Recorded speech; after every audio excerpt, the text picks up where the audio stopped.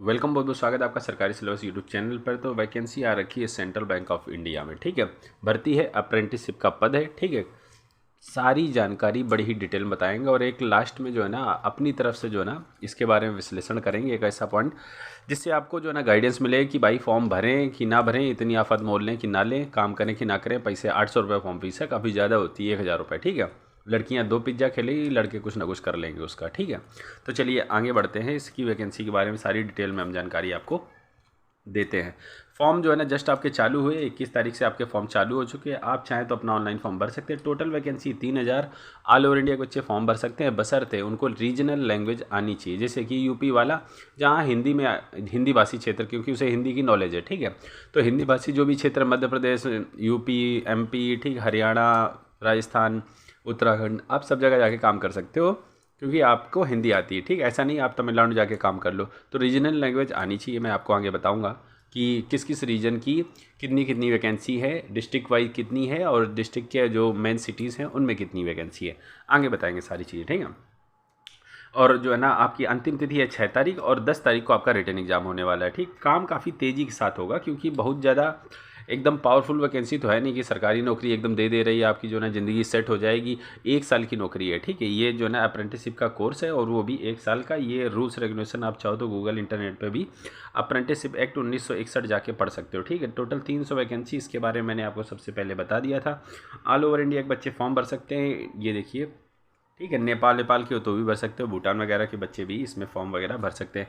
उम्र सीमा की अगर बात करें तो उम्र सीमा आप यहाँ से चेकआउट कर लो, 1/4/96 से लगा के 31/3/2004 तक के बच्चे जो भी हैं सारे इसमें फॉर्म भर सकते हैं, ठीक है। कुछ लोगों को रिजर्वेशन मिलता है, जैसे SC ST वालों को 5 साल का, OBC वालों को 3 साल का, ठीक। फिजिकली हैंडीकैप्ड वाले बच्चों को 10 साल का उम्र सीमा में छूट उनको क्रमशः दी जाएगी, ठीक है। और एजुकेशन क्वालिफिकेशन आप ध्यान रखिएगा कि जो आपका सर्टिफिकेट है वो आप पास ग्रेजुएशन 31 मार्च 2020 के बाद के होने चाहिए। एक वर्ड ध्यान से सुनिएगा कि 31 मार्च 2020 के बाद का होना चाहिए, ठीक है, ग्रेजुएशन आपका। तो ये चीज़ हो गई, ठीक है। फिजिकली फिट होना चाहिए, मानसिक तौर पर भी फिट होना चाहिए। पागल वागल को जो है ना ये लोग नौकरी नहीं देंगे, ठीक है। उम्मीद करता हूँ कोई अगर ऐसा है तो मेरा वीडियो भी नहीं देख रहा होगा क्योंकि उसके पास करने के लिए और ज़्यादा चीज़ें होंगी, ठीक है।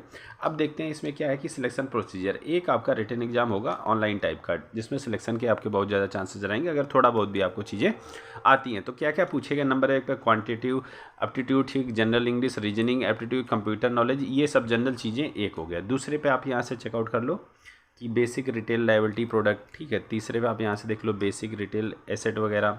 चौथे नंबर पे बेसिक इन्वेस्टमेंट प्रोडक्ट क्या क्या रहते हैं, ठीक है। और 5वें नंबर पे बेसिक इंश्योरेंस प्रोडक्ट्स वगैरह क्या क्या होते हैं, ठीक है। तो इन सब चीज़ों से रिलेटेड आपके प्रश्न पूछे जाएंगे, ठीक है। मेरिट लिस्ट आपकी जो है ना इन्हीं रिटन एग्जाम के बेस पर ही बनाई जाएगी, इंटरव्यू होने की संभावना नहीं है, ठीक है। और आपको लोकल लैंग्वेज जो है ना आनी चाहिए जहाँ के लिए आप फॉर्म भर रहे हो, या फिर आपने जो है ना अलग से कोई सर्टिफिकेट किया हो, या फिर आपने कक्षा 10वीं 12वीं या 8वीं में वहाँ की रीजनल लैंग्वेज ले रखी हो। मोस्टली जहाँ बच्चे पढ़ाई लिखाई करते हैं, एक सब्जेक्ट जैसे हिंदी में पढ़ रहे हो, यूपी बोर्ड से पढ़ रहे हो या MP बोर्ड से पढ़ रहे हो, तो हिंदी एक सब्जेक्ट रहता है, 8वीं में भी रहता है, 10वीं में भी रहता है, 12वीं में भी रहता है। तो उनको ज़रूरत नहीं है अलग से सर्टिफिकेट देने की। आगे बढ़ते हैं।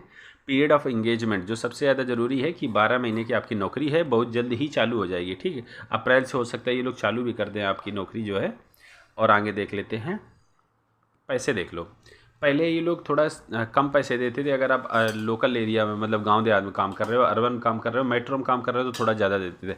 अब लेकिन सबको इन्होंने एक ही तराजू में तैर दिया है, 15,000 सबको देंगे, चाहे आप गांव में काम करो, चाहे आप शहर में काम करो, चाहे आप टाउन में काम करो। लेकिन देखिए ये जाती है, अगर शहर में आप काम करोगे तो 15,000 पुणे जैसे शहर में, या मेट्रो कोई सिटी दिल्ली वगैरह में तो 10,000 का तो रूम ही मिलता है, ठीक है। तो 15,000 में आदमी क्या खाएगा, क्या बचाएगा, क्या घर भेजेगा, ठीक है। तो देखा जाए तो स्टिपेंड जिसे बोलते हैं, छात्रवृत्ति या बोल लो, तो मेहनताना जो इसमें मासिक है आपका वो काफ़ी कम ही है, 15,000 रुपये है।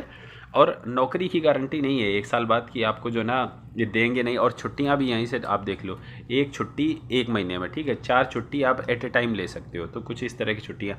बाकी जो सैटरडे संडे छुट्टी रहती है, जो हॉलीडे बैंक के, वो आपको मिलेंगे, ठीक है। ये अलग से मैंने छुट्टियों की बात बताई, ठीक है।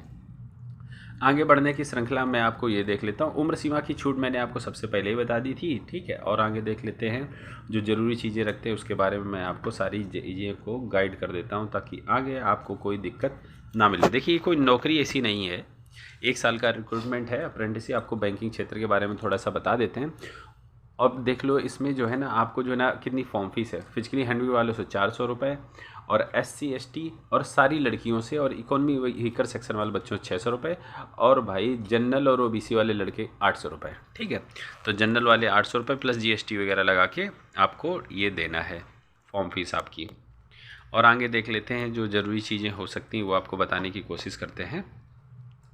हाउ टू अप्लाई की बात करें कि ये देखिए गवर्नमेंट ऑफ इंडिया का ये अप्रेंटिसशिप जो भी ये करना चाहते हैं, चाहे ITI डिप्लोमा ग्रेजुएट वाले करें, तो इसी वेबसाइट पर जाकर आपको रजिस्ट्रेशन करना होता है। तो आप जाकर इसी वेबसाइट पर रजिस्ट्रेशन कर देना 6 तारीख के पहले पहले। ठीक है, 6 मार्च के पहले पहले जाकर आप अपना जो है ना रजिस्ट्रेशन वगैरह कर सकते हो। और ये जो एडवर्टाइजमेंट दिखा रहा हूँ ये सेंट्रल बैंक ऑफ इंडिया की वेबसाइट पर जाकर भी आप जो है ना देख सकते हो। और जो है ना फाइनल जो रिजल्ट आएगा वो इस वेबसाइट पर ये लोग अपना अपडेट कर देंगे टाइम के साथ में। ठीक है, अब देख लो वैकेंसी कहाँ कहाँ किस राज्यवार कितनी वैकेंसी, फिर आपको एक फ़ाइनल टिप देने वाला हूँ जो कि आपके लिए काफ़ी ज़रूरी रहेगी। ठीक है, हमने काफ़ी जल्दी कोशिश की है कि सारी चीज़ों को डिस्कस किया जाए।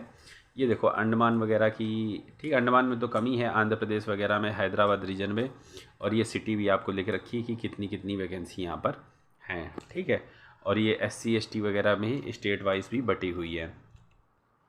तो आप वीडियो को पॉज करके आराम से स्क्रीनशॉट वगैरह ले लो, क्योंकि अगर मैं सारे स्टेट में जाऊंगा तो इसके लिए मुझे एक अलग से बड़ा वीडियो बनाना पड़ेगा, जो कि मैं नहीं चाहता कि आपका समय बर्बाद हो। मेरा हो जाए चलेगा, आपका नहीं होना चाहिए। ठीक है, तो आप इसके लिए जो है ना आप वीडियो को पॉज करके आप आराम से स्क्रीनशॉट ले लो। आपका जो भी, जैसे उत्तर प्रदेश ये ज़िले, तो ये सारे जो है ना सिटी आ गए, और इसमें जो मेन सिटी है उन सब में वैकेंसी ये सामने आपको जो है ना यहाँ पर लिख रखी है। ठीक है, ये सारी वैकेंसी लिखी है, टोटल इतनी, ये कैटेगरी वाइज आपकी वैकेंसी है। ठीक है, ऐसे दिल्ली में, कोलकाता में, ठीक है, सारी वैकेंसी आपके सामने लिखी थी, आप स्क्रीनशॉट वगैरह ले लो। ठीक है, अब देखो जो फाइनल मेरी तरफ से मैसेज ये है कि देखिए 15,000 की नौकरी 1 साल के बाद कोई ठिकाना नहीं है। अग्निवीर से भी बुरी हालत है आपकी। ठीक है, वो 4 साल तब भी काम करेंगे और उनकी तनख्वाह भी 30,000 रुपये है। ठीक है, ना आपको गवर्नमेंट का ठप्पा मिलेगा, बैंक की रहेगी, ना कोई खास छुट्टी वगैरह, एक एक दिन की छुट्टी, एक बार 4 छुट्टी ले सकते हो।